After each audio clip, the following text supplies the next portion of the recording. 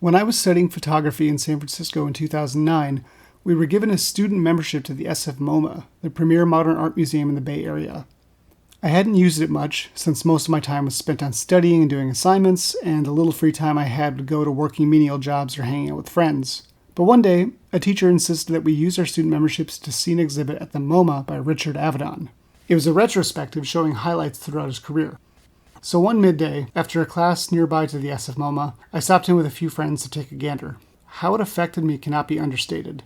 I'd never seen work like this before in my life. For many years, his stark portraits from his In the West series stood out in my mind as some of the greatest images I had ever seen. And it wasn't just about the visuals. It was about the context, or more like the lack of context, just showing these people, farmers, auto mechanics, drifters, as they truly were, as humans. And it was just a short time later that I was able to manifest a similar visual and intellectual style in my own series that launched my career.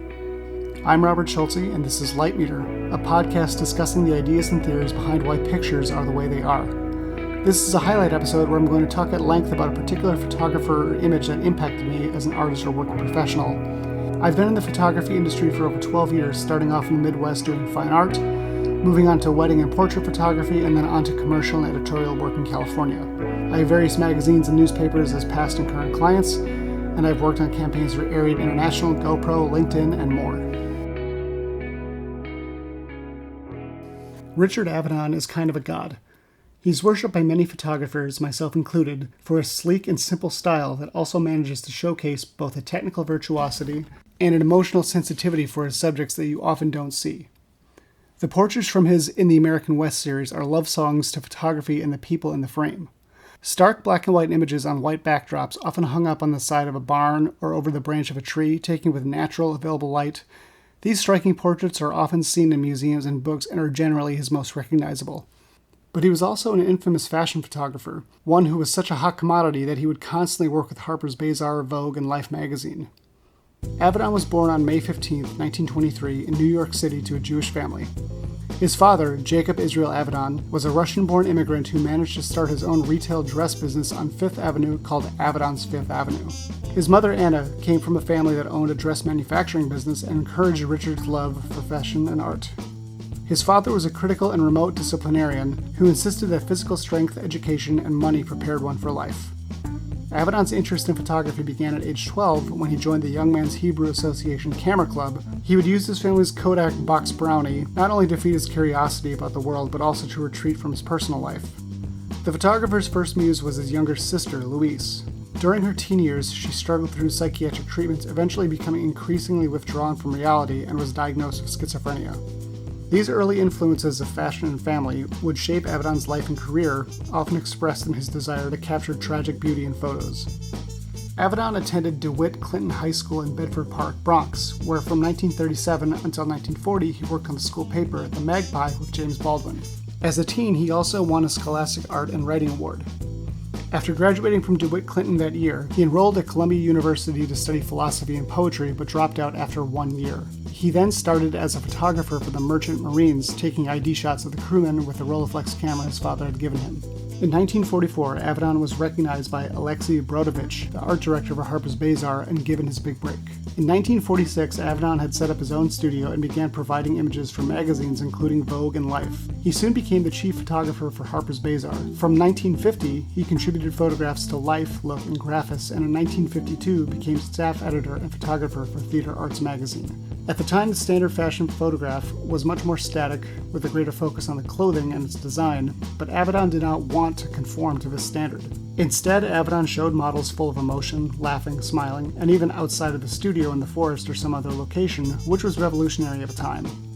However, towards the end of the 1950s, he became dissatisfied with the daylight photography and open-air locations, and so turned to studio photography, using strobe lighting. When Diana Vreeland left Harper's Bazaar in 1962 for Vogue, Avedon went with her to be the staff photographer. He proceeded to become the lead photographer at Vogue and photographed most of the covers from 1973 until Anna Wintour became editor-in-chief in late 1988. Notable among his fashion advertisement series are the recurring assignments for Gianni Versace, beginning with the spring and summer campaign in 1980. He also photographed the Calvin Klein jeans campaign featuring a 15-year-old Brooke Shields, whom he worked with previously for a Colgate ad, Versace, Vogue, and Revlon's Most Unforgettable Women campaign. In addition to his continuing fashion work, by the 1960s, Avedon was making studio portraits of civil rights workers, politicians, and cultural dissidents of various stripes in the pressure cooker that was an America divided by protests and violence. He branched into photographing patients of mental hospitals, the civil rights movement in 1963, protesters of the Vietnam War, and later the fall of the Berlin Wall. A personal book called Nothing Personal with a text by his high school classmate James Baldwin appeared in 1964. During this period, Avedon also created two well-known sets of portraits of the Beatles. The first, taken in mid to late 1967, became one of the first major rock poster series and consisted of 5 psychedelic portraits of the group. 4 color portraits that were solarized, a darkroom process having the effect of tone reversal observed in cases of extreme overexposure, and a black and white group portrait. The next year, he photographed the portraits that were included with the Beatles LP in 1968. Among the many other rock bands photographed by Avedon in 1973, he shot Electric Light Orchestra, Alice Cooper, Janis Joplin, and many more. Avedon was always interested in how portraiture captures the personality and soul of the subject. As his reputation as a photographer became widely known, he photographed many noted people in his studio with a large format 8x10 view camera.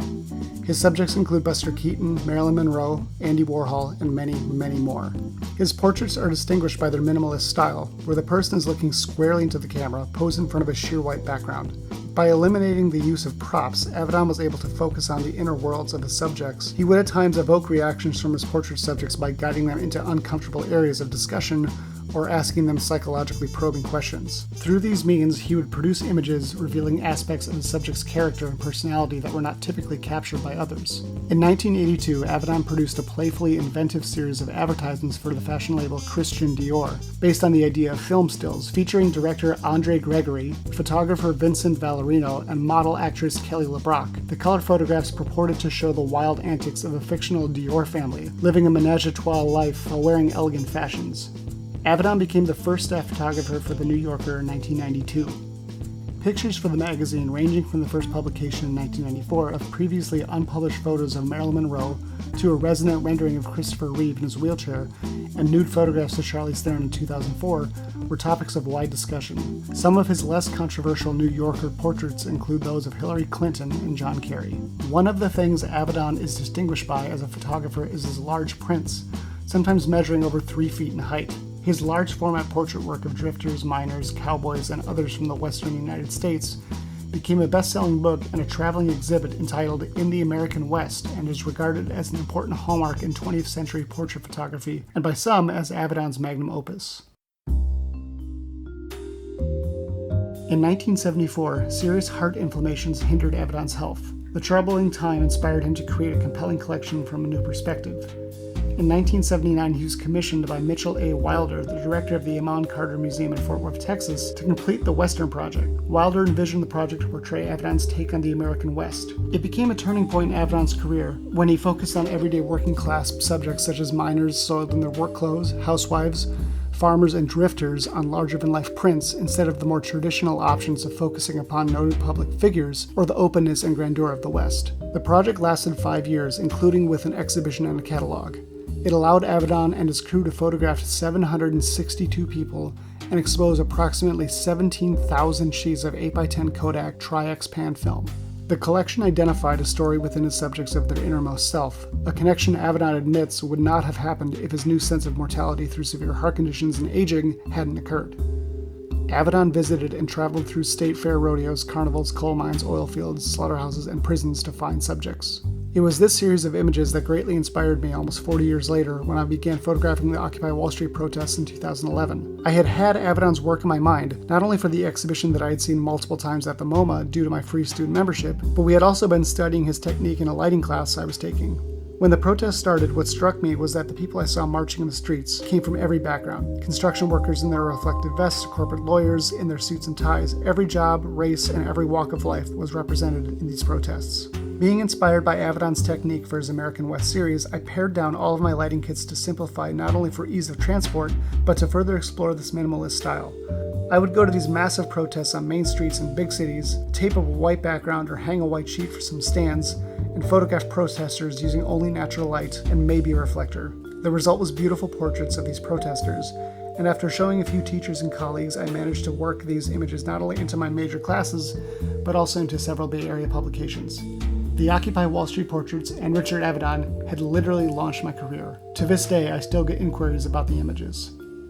During the American West production period, Avedon encountered problems with size availability for quality printing paper. Each print required meticulous work with an average of 30 to 40 manipulations. 2 exhibition sets of In the American West were printed as artist proofs, one set to remain at the Carter Center after the exhibition there, and the other, property of the artist, to travel to the subsequent 6 venues. Overall, the printing took 9 months, consuming about 68,000 square feet of paper. On October 1st, 2004, Avedon died in a San Antonio, Texas hospital of complications from a cerebral hemorrhage. He was in San Antonio shooting an assignment for The New Yorker.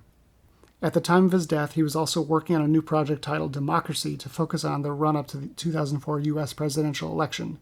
He has since had retrospectives at the Louisiana Museum of Modern Art, the SF MoMA, and countless others through 2009. That year, the Corcoran Gallery of Art in Washington, D.C. showed Richard Avedon Portraits of Power, bringing together his political portraits for the first time. Lightmeter is researched, hosted, and produced by me, Robert Schultze. It's also co-produced by Lauren Baines and recorded in San Jose, California. Did you enjoy this podcast? Let me know your thoughts and send an email to lightmeterpodcast@gmail.com. You can listen to us on anchor.com/lightmeter, and I'm on Facebook at Lightmeter Podcast, Twitter at LightmeterPC, YouTube at Lightmeter. I know, sorry, there's a lot of variation on the name, but if you search for Lightmeter and see our podcast logo, that's the one. Thanks for listening, and I hope to see you next time.